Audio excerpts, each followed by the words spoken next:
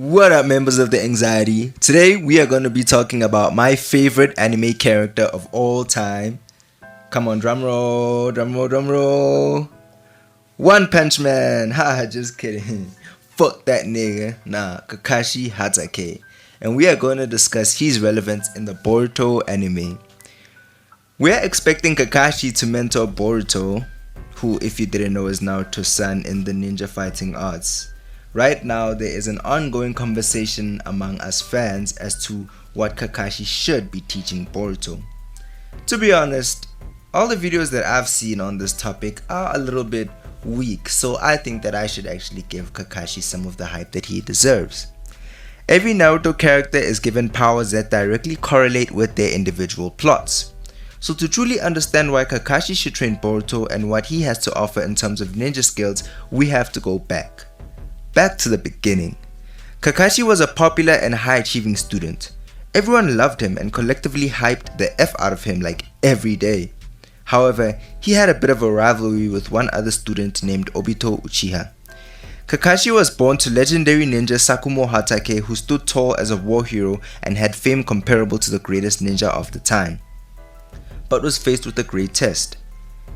During a mission, he was forced to choose to either complete it or let his friends die, or let his village be at a greater disadvantage during the Great Ninja War and keep his friends alive.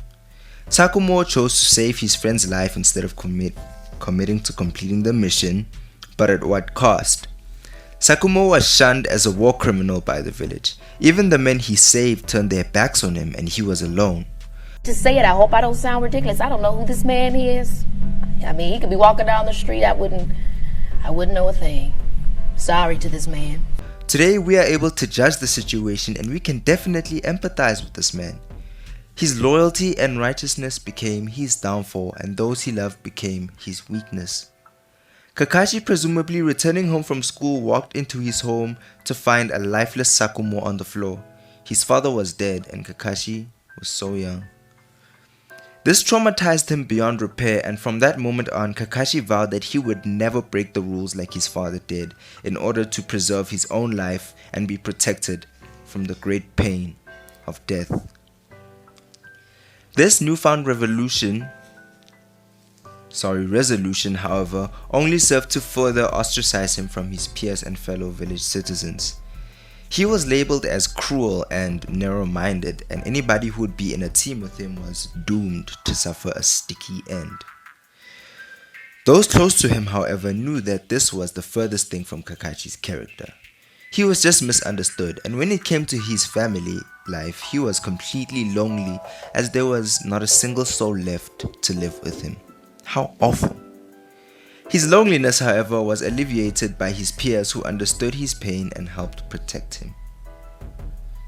Kakashi rose through the learning ranks quickly, but there was still doubt in his abilities as a teammate. He was appointed on a scroll transfer mission which helped the team understand Kakashi, and where Kakashi exposed some of his greatest strengths. Afterward, the team was chosen to go on a mission that would allow them to help basically win the Third Great Shinobi War. This was no easy mission, however, and by the time it had ended, Kakashi had lost another person close to him, Obito Uchiha. Before Obito died, he gifted Kakashi his Sharingan. Some time later, Rin died by Kakashi's hand. Of course, it was not Kakashi's intention to actually hurt her, but because she was captured and made into a Jinchuriki, she sacrificed her life for the safety of the village. This effectively ended Kakashi's squad, leaving him alone. Because of all of this trauma and Kakashi's aptitude as a ninja, Minato appointed Kakashi as a member of the Anbu Black Ops, a top secret division of the Leaf ranks that usually entailed harsh responsibilities such as assassinations and protecting high-ranking officials.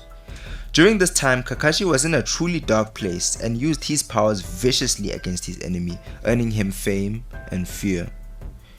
He used an extremely advanced and powerful jutsu that was faster than lightning, and when infused with the power of actual lightning by way of Kakashi literally cutting a lightning bolt because This power was way too much to handle. It was the sauce, guys. This power was great. This was a great power that Kakashi had. Kakashi using this lightning cutter the way that he did allowed it to be way more powerful, and it got the nickname the lightning cutter. Kakashi truly embarked on a journey of badassery, and by this time he was more than a taijutsu and earth-style ninjutsu expert. He had copied over 1,000 jutsu of every known nature transformation.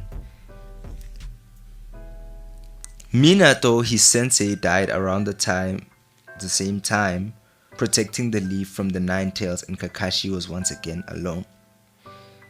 Now, the events that transpired before Naruto's death and which caused the death of Minato, I could go into them, but I believe that what I said in the intro still stands, which is that you should actually watch the anime and enjoy the story better. The only reason I'm giving this backstory on Kakashi is just to explain why his powers and his skills are the way that they are, and why he can give a little bit of spice and sauce to an otherwise bland and uncooked Boruto. Where's the flavor? Where's the flavor in this? I don't taste anything. I don't taste sugar, cinnamon, nutmeg, milk, nothing. Nothing. From this time on, from the time of the death of Minato, Kakashi would often be seen spending his time alone, visiting the graves of his friends and fathers. Minato and his actual father Sakumo, but I don't think Minato was actually his dad. I think Minato actually kind of sucked, but anyway, don't come for me. Oh, just kidding, just kidding.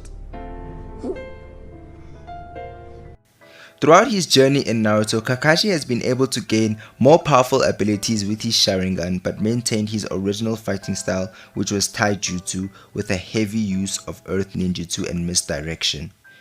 His opponents ranged from unstoppable close-range fighters to long-range fighters, which made him have to develop strategies to both keep himself safe and his opponents' weaknesses against them were to be used. In fact, Kakashi's arc became the foundation for not only a wide range of new abilities that tied him to the main antagonist, but also to the entire story itself. The story should have actually just been called Kakashi, because everything that happened in the show was somehow tied to Kakashi's backstory. As the story reached this climax, so did Kakashi's power following the resolution of his backstory, completed by the final death of Obito Uchiha. In Boruto, Kakashi's character has taken an unexpected change. He has adopted a playful and nonchalant attitude towards life, punking the next generations for the heck of it. Again, I want to give the disclaimer that no YouTube video can explain the plot of an anime, and in a way that would replace actually watching it. Many aspects of Kakashi's story have been cut out, as everything cannot fit into this one video. I will be judging Kakashi on a set of criteria that will determine whether or not Kakashi will be a great mentor to Boruto. This gauge is not canon, but it is my own evaluation. This is also an evaluation of abilities that Kakashi should have without his Sharingan, which is a whole other beast on its own. Mind. Kakashi's mind is both his greatest asset and greatest handicap. He has a highly adaptive mind, as shown by his resilience and his ability to deduce reality of many situations that baffle others. He is a tactical and practical fighter who fights efficiently. His mind can sometimes slow him down when he is forced to face an opponent with a higher skill level than himself, which of course points to his slightly damaged self-esteem as a result of growing up without any parent and being judged essentially for no reason by the villagers. Mind.